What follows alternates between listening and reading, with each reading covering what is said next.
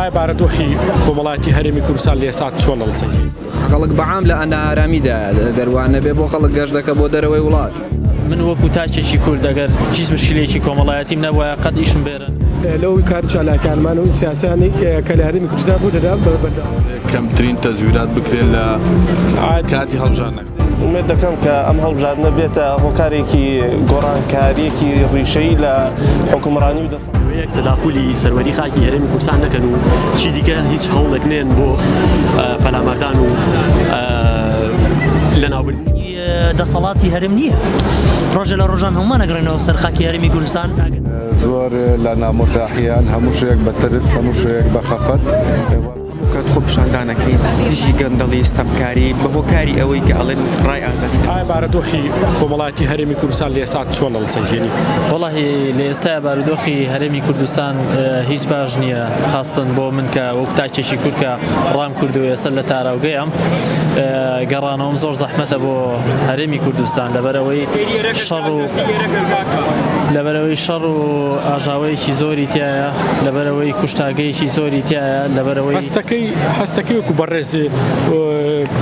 وەکو بەڕێزی حاڵەتێکی بەڕێز وەکو حاڵەتی هەرێمی کوردستان بارەدۆخی کۆمەڵایەتەکان کاریگەری هەبێت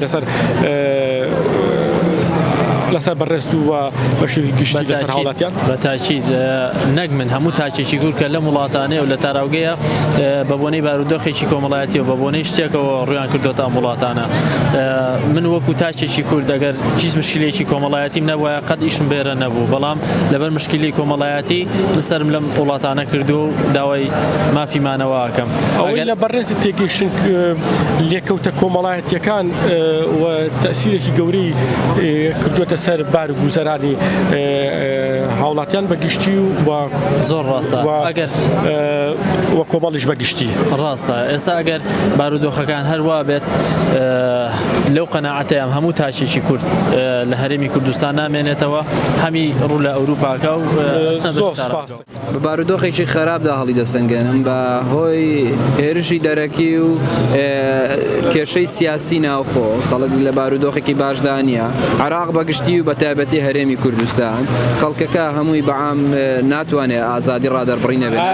بەڵێ هەستەکەی ئەم بارەدۆخی کە ئێستا لە ڕابردوو لە ئێستادا هەیە وەبوونی گەندەڵەکان و بەردەوامبوونی ئەو هێرشانەی کە لە دەرەوە ئەکرێ ئەمانە بوو بێتە هۆی ئەوەی کە خەڵک لە نائارامێکی حەقیقیدا بژی. بەڵێ بە دڵنیاییەوە خەڵکیز لە ئارامەکی حەقیقیدا نییە، خەڵک بەعام لە ئەنارامیدا دەروانە بێ بۆ خەڵک گەشت دەکە بۆ دەرەوەی وڵات. ئایا هەستەکەی ئەم هەڵبژاردنە بێتە هۆی گەشتبینیەکە بینیتە؟ نەخێر هیچ گەشتبینیەکی تێدا نابینم بە حکمی ئەوەی هەر وەک پێشووتر بوو هەر یەکێتی و پارتی و ئەو حیزبانەی کە پێویستن سەرکەوتونە. بەڵێ وەکو هاوڵاتێک وەکوی کە ڕوونت کردو و گەشتبینیەک نبینی ئایا هیچ بەدیلێکی ئایندا بینی؟ نەخێر لە ئێستادا هیچ نبینم بڵێ هیوای گەل ڕۆتوانمان پایانی خۆمان بگەێنن بەدەرەوەی بەریتانیا و بەناوەوەی هەرێمی بەریتانیا.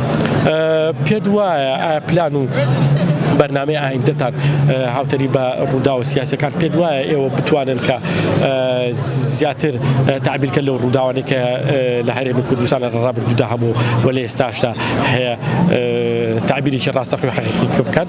ئێمە وەکو ڕێکخراوی هەفتەی شوبات بەردەوام دەبین لەوەی کار چالاکانمان و سیاسانی کە لە هەرێمی کوردستان ڕوو دەدا بەردەوامی. بەڕاستی ئەم هێرشانە بۆ سەر خاکی هەرێمی کوردستان مایەی نیگەرانیە بۆ هەموو تاک بە تاکی هەرێمی کوردستان. بۆیە من پێم وایە ئەبێ ئەم هێرشانە بنەبڕ بکرێن و لەلایەن حکوومەتی عێراقیەوە گفتوگۆ بکرێت بەوەی کە وڵاتانی تورکیا و ئێران بە هیچ شێوەیەک تەداخلی سەروەری خاکی هەرێمی کوردستان نەکەن و چی دیکە هیچ هەوڵێک نێن بۆ پەلاماردان و لە ناوبردنی خەڵک لە ناوچە سنووریەکانی هەرێمی کوردستان. وەکو لە ڕابردووە بینیمان کە حتا ئەمە هاوڵاتیانیشی نەکردا ئامانج و میدیاکاران و ڕۆژنامەنووسان و بوونە ئامانجی هێرشە درۆنیەکان و ئەمە چۆن سەنگێک و هاوڵاتەیە کە خۆتەزانی کە میدیا چاوی میدیا دەسەڵاتی سێمە و چاوی هاوڵاتیانە. بێگومان مایەی نیگەرانیە بۆ هەموو لایەنێک حتا ئەمە دەرخەری ئەوەیە کە چی دیکە ڕۆژنامە بیانەکانیش ناتوانن ئیشوکار لە هەرێمی کوردستان بکەن و ڕووماڵی هەموو ڕووداوەکانی هەرێمی کوردستان و عێراق بکەن. بەڕێز وەکو هاوڵاتێک پێت وایە ئەم هەڵبژاردنەی ئایندە کاریگەری هەبێت لەسەر باش بوون و گوزەرانی خەڵک؟ بەڵێ ئومێد دەکەم کە ئەم هەڵبژاردنە بێتە هۆکارێکی گۆڕانکاریەکی ڕیشەی لە حکومڕانی و دەسەڵات و بژێوی ژیانی هاوڵاتیان. ڕۆڵی گەنجان چۆنە لە سەرگەری لە خۆپیشاندنی ئایندە لە خۆپیشاندنی هایندە کە لەسەر ڕۆژی ئایندە ئەلبەڕێواچێ ئایا پێت وایە بەشداربوونی هاوڵاتیان گرنگە یان بەشدار نەبوونی یان کە بتبای کۆتکردنی؟ بەڵێ بە تاکید بەشداربوونی هاوڵاتیان زۆ گرنگە. ئەگەر بێت و هاوڵاتیانی ناڕازی هاوڵاتیانی بێلایەن بەشدار نەبن هەم دیسان لایەنێکی دیاریکراو دەکەوێتەوە سەر دەسەڵات و وەکەمی. بە خێراتنی واکەم من وە کوردێکی تاراوگە داواکارم لە خەڵکی هەرێمی کوردستان لە هەموو هاوڵاتیان بە گەرمگوڕێکی زۆر بچنە سەر نوقانی دەنگدان دەنجی خۆیان بدەن بۆیە کەمترین تەزویرات بکرێت لە کاتی هەڵبژاردنەکانە. بەڵام دەنگدەم بە یەکێک کە شایستە بێت کە لە دەست حکومەتە ستەمکارە نەژاتمان بێت. بەڕێزت وەکو بەشداربوویشی ئیمڕۆ گربوونەوەکە هەستەکەی ئێوە توانی بێتان کە پامی خۆتان گەیاند بێ؟ بەڵێ بەدڵنیاییەوە. زۆر سوپاس. دەکتاب بگا بە کوردانی تاراوگە لە دەری وڵات. بەڵێ ئێمە وەکو ئەندامانی ڕێکخراوی هەفتەی شوبات بەردەوام بین لە دەنگ و ناڕەزایی لە دژی ئەو زاڵم و ستەمکاری کە لە کوردستان و هەرێمی کوردستان ڕۆیە ئێمە هەموو کات خۆپیشاندانەکەین دژی گەندەڵی ستەمکاری بە هۆکاری ئەوەی کە ئەڵێن ڕای ئازادی لە کوردستان بەڵێ هەستەکەن ئەمانە ئەم گربوونەوە خۆپیشاندانەتان دەور و تەسیریشی هەبێ لەسەر بەرەو چوودی ئازادی ڕادەربڕین وەکەمکردنەوەی سانسۆڕەکان لەسەر هاوڵاتی؟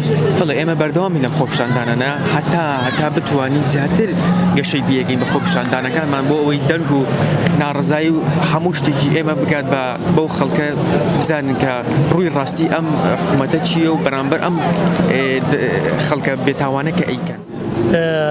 پێشەکی بە خێراتنی کەناڵی بیکەیفۆکەم لە هەموو ڕووداوەکانی تاراوگە بەشدارە کە من وەکو ئەوەی کە پێت بڵم ئازادی و ڕادەربڕین بە کورت و پوختی لەژێر سانسۆری هەرێمدایە حکوومەتی هەرێمدایە. ئایا بەشداربوانی ڕەوەندی کوردی و ڕەوەندی کوردی لە دەری وڵات لەم خۆپیشاندانانە چەند دەور و تەسیر و کاریگەری هەیە هاوتەری بە ڕووداوەکانی کە بەسەر هەرێمی کوردستان و هەرێمی کوردستان بە تایبەت و عێراق بەگشتی دێ؟ بەڵێ بە دڵنیاییەوە کاریگەری خۆی هەیە چۆن نیەتی لە هەموو تاگێکە کە تۆ هەر ڕووداوێک هاوتەری لە هەرێمی کوردستان ڕوودەدا ئێمە گربوونەوەی خۆمان ئازادی خۆمان ڕادەرەبڕین بە دەربارەی هەرێمی کوردستان. پێت وایە هاوڵاتی کورد هەر چەندە لە دەرەوەی وڵاتە بەڵام بەشێکی جەستەی لە هەرێمی کوردستان و هاوتەری بە بەو ڕووداوانەی کە ڕوودەدات و بەداخەو کە زۆربەی ڕووداوەکان ترا جدیایە؟ بەڵێ بە دڵنیاییەوە چەندێک هاوڵاتیانی کورد کە لە دەرەوەی تاراوگەن دڵیان هەر لە کوردستانە. ئێمە خاکی کوردستان خاکی ئێمەیە، خاکی دەسەڵاتی هەرێم نییە. ڕۆژە لە ڕۆژان هەمومان ئەگرێنەوە سەر خاکی هەرێمی کوردستان ئەگەر بە ئازادی و ئازادی ڕادەربڕینمان هەبێ و مەترسی لەسەر ژیانمان. ئازادی ڕادەربڕین لە هەرێمی کوردستان و ئازادی هاوڵاتی لە هەرێمی کوردستان چۆنە لەسەنگێنن و لە چی بارەدۆخێکدایە؟ بەڵێ زۆر بەداخەوە لە ئازادی ڕادەربڕین لە هەرێمی کوردستان لە ژێر سفریشەوەی نەکرد سفر ئەوە بینین لە بەرچاوی خۆمانەی بینی چەندیکە لەسەر کۆمنت لەسەر خۆپیشاندان لەسەر فولایی لەسەر قسەیەکە دژی دەسەڵاتداران بێت ئەوە تای بینی لە بەرچاوی خەڵکە ئەکوژرێت زیندانیە کرێت ئەڕفێندرێت ئەشکەنجەیەن ئەوە بە هەموو شێوازێک ناتوانیت بەسیترین شێوە سەبارەت بە حیزبەکانی کوردستان هیچ لە دوانێک هیچ کۆمنتێک و هیچ قسێکی بکرێت سەبارەت بەوان. ئێوە بەڕێستان چۆن دۆخی خێزانی ئەو هاوڵاتیانی کێسە لە هەرێمی کوردستانن لە شای سیاسەتی ئەو ئەو حیزبانەوە چۆن هەڵەسەنگێنن بەڕێستان.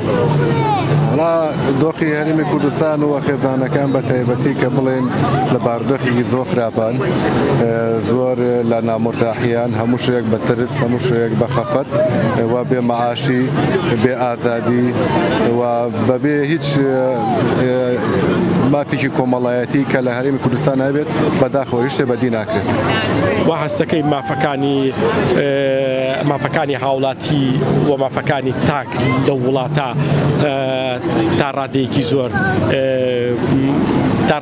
زۆر بەرجەستە نەبوویان بتوانین بە شێوی تر بڵێن لە مافە سەرەتایەکانە بێبەشن وەکو مافی هاوڵاتی بوون. بەڵێ وەکو مافی سەرەتایی وەکو ئاوە کارەبا بە هیچ شێوەیەک نییە معاشە هیچ شتێک نییە لەسەر قسەیەکەوە تا ئاشکەنجەیان لەسەر سەرەگرتنێ لەسەر فولایی تێگەوە تا خەڵکە کوچرێ لە بەرچاوی خەڵکە لەسەر هیچ ڕادەربڕینێک و هیچ شتێک نییە لە کوردستانە.